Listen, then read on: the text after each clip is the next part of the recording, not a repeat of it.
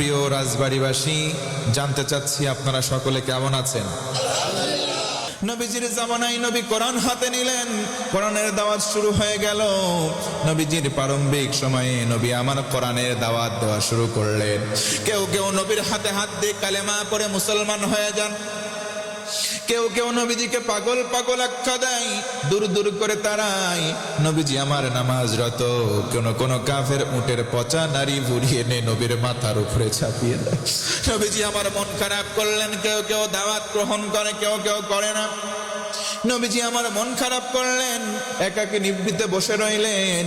আমার আল্লাহ কাল বিলম্ব না করে আমার নবীজিকে সান্ত্বনা দিলেন। জোরে বলেন সুবহানাল্লাহ। আল্লাহ রাব্বুল আলামিন বলেন, তাহা মা আনজালনা আলাইকাল কুরআনা লিতাশকা। রাসূল, আপনার মন আপনি ভেঙে নেবেন না, আপনার মন আপনি খারাপ করবেন না। কোরআন এই জন্য নাজিল করি নাই যাতে আপনার ভাগ্য নষ্ট হয়ে যাবে না, বরং কোরআন নাজিল করলাম ভাগ্যটাকে সুমহান বানাবো। চিৎকার করে বলেন আল্লাহু আকবার। আজ যদি এই কোরআন আমরাও মানি, আমাদের সম্মান যিনি বাড়াবেন তিনি কে? আল্লাহর নবীজি কোরআনের দাওয়াত দেন, কেউ কেউ কবুল করেন, কেউ কেউ কবুল করে না। ও মুসলমান বলেন তো, নবীজি যার দিকে আহ্বান করেন, দাওয়াত দেন, তিনি কে? নবীজির দাওয়াত শুনে কাফেরেরা সিদ্ধান্ত নিল কি করা যায়। নবীজির দাওয়াত বন্ধ করা লাগবে, মোড়ে মোড়ে লোক পাঠায় দাও। দূর থেকে যারা তাওয়াফ করার জন্য আসে তাদের কাছে গিয়ে বলো, আমাদের এলাকায় একটা পাগল আছে, নাম তার মোহাম্মদ, তার কাছে তোমরা যাবে না। কি বলে কিছু শুনবা না? বিদেশের লোকজন বলল, কি ব্যাপার, এত বছর আসি কোনোদিন তো বলে নাই যে আমাদের এলাকায় একটা পাগল আছে। যেহেতু পাগলের কথা বলেছে, পাগল না দেখে আমরা দেশে ফিরবো না। আল্লাহু আকবার। পাগল না দেখে ফিরবো না। ও মুসলমান, নিষিদ্ধ জিনিসের প্রতি মানুষের আকর্ষণ সদা সর্বদা বেশি থাকে, কথা বলেন ঠিক কিনা? তারা সিদ্ধান্ত নিল কানের মধ্যে আঙ্গুল দেব, দূর থেকে পাগল দেখবো, পাগল দেখে আবার দেশে চলে যাব। সিদ্ধান্ত অনুযায়ী কয়েকজন চলে গেল, চলো যাই। ওই যে পাগল, দ্বিপ্রহরের সময় একবারে উজ্জ্বল রৌদ্রময় পরিবেশ, বালিকাময় প্রস্তর খণ্ডে বসে কি যেন গুনগুন করে গান গাই। ও আমার মুসলমান ভাই, নবীজি ওই মরুভূমির ভেতরে বসে কোরআনের তেলাওয়াত করেন। দূর থেকে তারা দেখে বলে, ওই যে দেখো পাগল, চলো পাগলের কাছ থেকে একটু দেখে আসি। দূর থেকে যখন তারা দেখে, কি ব্যাপার, ওই যে মানুষটা বসে আছে ওটাই নাকি মুহাম্মদ? আরে এত সুন্দর পাগল আমরা তো আমাদের জিন্দেগিতে চোখে দেখি নাই। আওয়াজ করে আল্লাহু আকবার। এত সুন্দর সুশ্রী পাগল হয়, পাগল শুনেছি ভাই, মাথার চুলে থাকবে জট, পরনে থাকবে সালা কিংবা সট, কিন্তু এত সুন্দর মোলায়েম চেহারার মানুষ তো জিন্দেগিতে চোখে দেখি না। তারিখুল ইসলাম সাক্ষ্য দেয়, জায়গায় দাঁড়িয়ে তারা বলতে বাধ্য হয়, সূর্যের আলো নবীজির চেহারা মোবারক। একবার নবীর চেহারা মোবারকের দিকে তাকায়, একবার সূর্যের আলোর দিকে তাকায়। জায়গায় দাঁড়িয়ে তারা বলতে হয়, নবীর চেহারা মোবারকের কাছে দ্বিপ্রহরের সূর্যের আলো একেবারে নিমিষের মধ্যে অম্লান হয়ে যায়। মুসলমান খুশি হয়ে বলি সুবহানাল্লাহ। নবীর চেহারার সৌন্দর্যের বর্ণনা দিতে গিয়ে একটা কথা বলতে চাই। আল্লাহর নবীর জামানায় নবীজির হযরতে আলী কাছের একজন সাহাবী, নিজের আপন চাচাতো ভাই আবার নিজের মেয়ের জামাই ছিলেন, বলেন সুবহানাল্লাহ।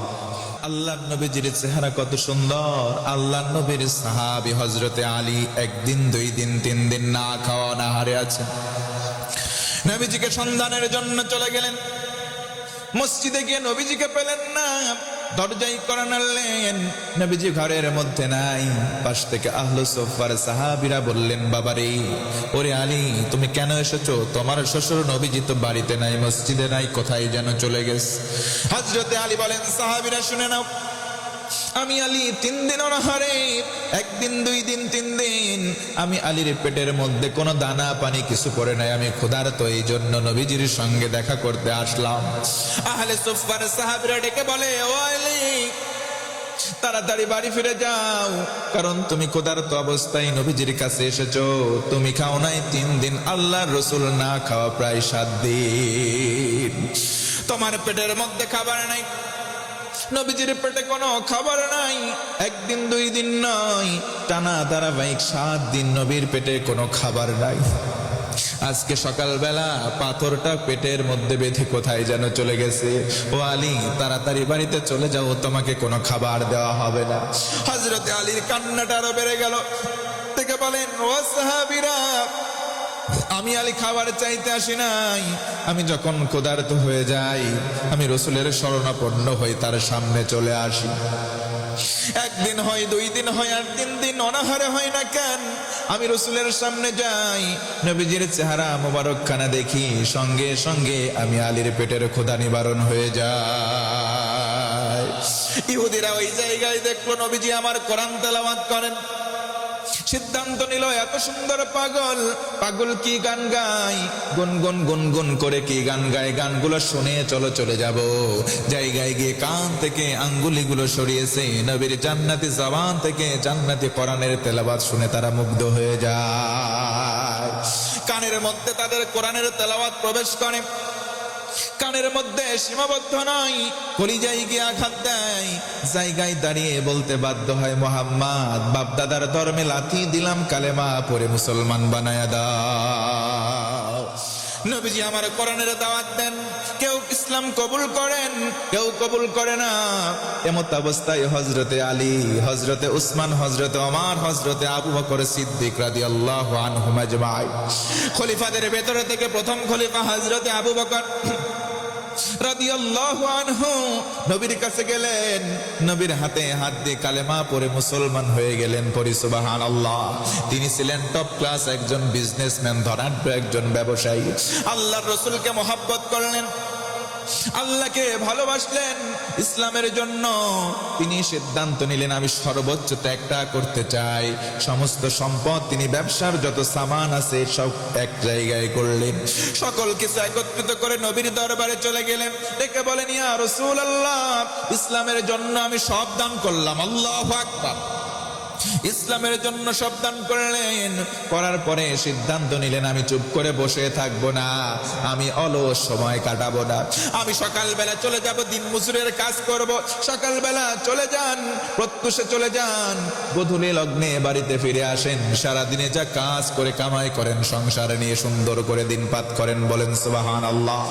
অনেকে বাংলার জমিনে তরুণ যুবকরা আছো, মাস্টার্স পাস করে বেকার হয়ে আছো, বাপের হোটেলে বসে খায়, আছে না নাই? মোবাইলটা হাতের মধ্যে নাও, শুধু কোনো কাজ নাই, ক্যাসিনোর সঙ্গে টাকা লাগাই, ফ্রি ফায়ার, পাবজি নিয়ে বসে থাকে। এইগুলো মানুষ বলেন তো 2-1টা আছে না নাই? এই জন্য বলবো, নবীর ভাষ্যটা শুনে নাও। আল কাসিবু হাবিবুল্লাহ, যারা কাজ করে খায়, যারা শ্রমিক হয়, আল্লাহর রাসূল বলেন আমার আল্লাহ সরাসরি তাদের বন্ধু হয়ে যায়। আল্লাহর বন্ধু যদি হতে হয়, কাজ করার বিকল্প কোন রাস্তা? হযরতে আবু বকর সিদ্দিক একদিন সকালবেলা বাড়ি থেকে বের হলেন।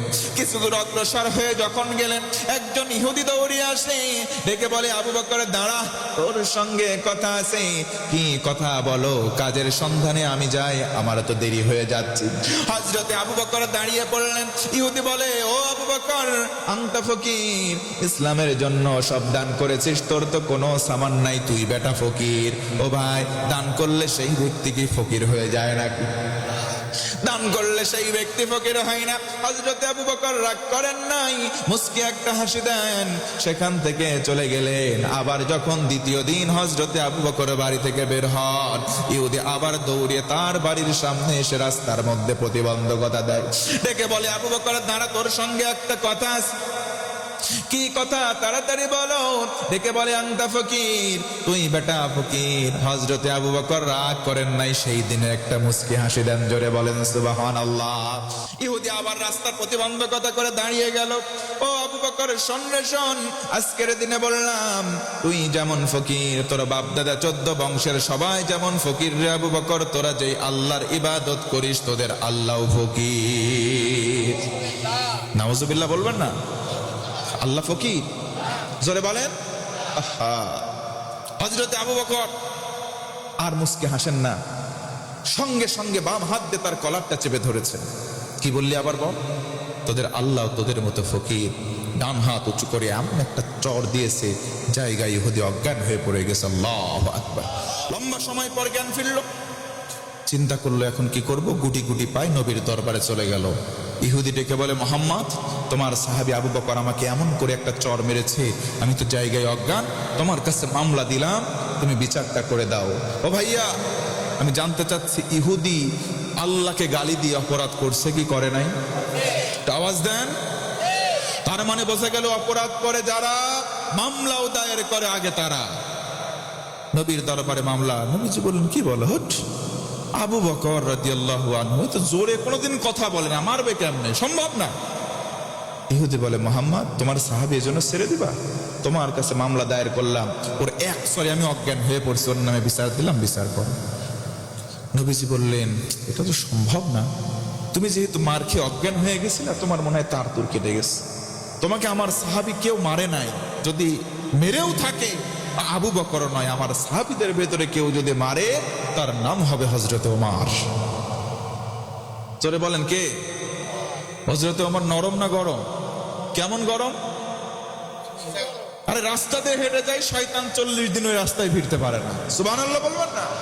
নবীজি বলেন, আমার পরে কোনো নবী নাই, কোনো রাসূল নাই, যদি কেউ নবী হতো লাকানা ওমর, ওমরকে আল্লাহ নবুয়ত দিতেন। সুবহানাল্লাহ। ইহুদি বলেন, মুহাম্মদ, আমি আবু বকরকেও চিনি, ওমরকেও চিনি। আবু বকর মেরেছে তাই তো জানে বেঁচে আছি, ওমর মারলে জানে বেঁচে থাকতাম না। সুবহানাল্লাহ পড়ে। যুগ জামানা পাল্টে দিতে চাই না হাজার জন, এক ওমর আনতে পারে গোটা বিশ্বের জাগরণ। কথা বলে ঠিক কিনা? এই ওমরের মতো একটা শাসক বাংলাদেশে বর্তমানে বড্ড প্রয়োজন। আল্লাহ কবুল করে, পড়ে না আমিন। নবীজি এবার বললেন, তাই তো, ওর তো মাথা ঠিক আছে, ওমর কেউ চেনে, আবু বকর কেউ চেনে, তার মানে জাতে মাতাল। এই সাহাবীরা শোনো, আবু বকরকে ডেকে আনো, তার নামে মামলা হয়েছে। আবু বকর হাজির। এই আবু বকর, তুমি ইহুদিকে একটা মেরেছো? না আমি রাসূলুল্লাহ, আমার জন্য মারি নাই, আল্লাহকে গালি দিয়েছি এজন্য মেরেছি। এই ইহুদি, তুমি আল্লাহকে কেন ফকির বলতে গেলা? তুমি কি জানো না ওয়া আনতুমুল ফুকারাউ ইলাল্লাহ? পৃথিবীতে সবাই তোমরা ফকির, দরিদ্র, একমাত্র গনি বা ধনী কে? এই ফুকারার ব্যাখ্যায় মুফাসসির উল্লেখ করেন, কেউ যদি জমিনে বসে আল্লাহকে অপমান করতে চায়, যদি থুথু মারে আকাশে, ওই থুথু আকাশে উঠবে না, তার মুখে এসে আবার পড়বে।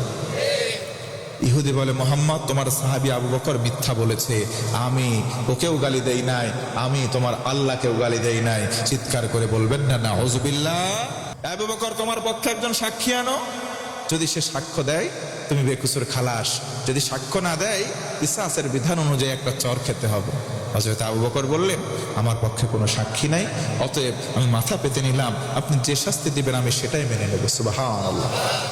দাঁড়িয়ে রইলেন সোজা হয়ে, কিসাসের রায় দিয়ে দিলেন। নবীজি বললেন, ইহুদি একটা চর মারো, যেই গালে চর মারা হয়েছে তোমাকে। হযরত আবু বকর মাথাটা নিচু করলেন, আল্লাহকে ডেকে ডেকে বলেন, আল্লাহ, তোমার মহব্বতে মেরেছে, আমার জন্য মারি নাই, অতএব তোমার কাছে বিচার দিলাম, এই দুনিয়ার সাময়িক অপমান আমি ভোগ করলাম, এই বিচারটা দুনিয়াতে আর আমি চাই না, এই বিচারটা সঠিকভাবে তুমি আল্লাহ পরকালে কইরো। জোরে বলি সুবহানাল্লাহ। জায়গায় দাঁড়িয়ে আছে, চোখটা বন্ধ করে, চোখ দিয়ে দর দর করে পানি পড়ে। আহারে, নিজের স্বার্থে মারে নাই, আল্লাহর মহব্বতে মারছে। আমরাও আজকে আবু বকরের পদাঙ্ক অনুসরণ করতে চাই। আমার আল্লাহকে কেউ যদি বাজে ভাষা প্রয়োগ করে, আমরাও আবু বকরের পদাঙ্ক অনুসরণ করবো ইনশাআল্লাহ।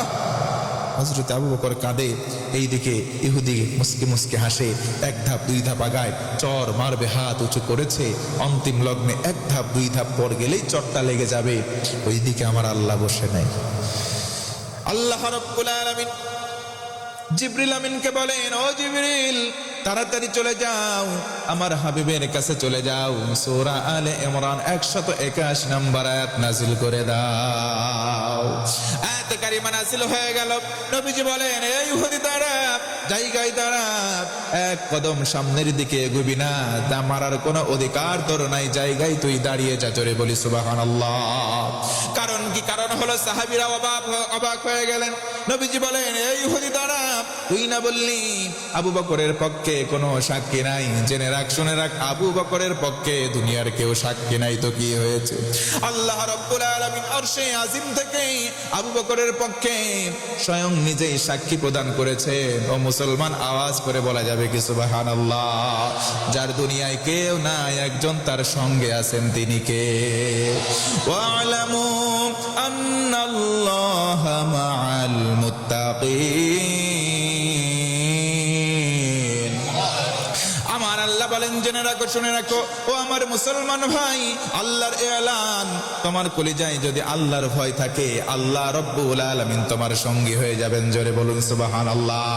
এই জন্য বলেন তো দেখি, অন্যের উপকার করার দরকার আছে না নাই?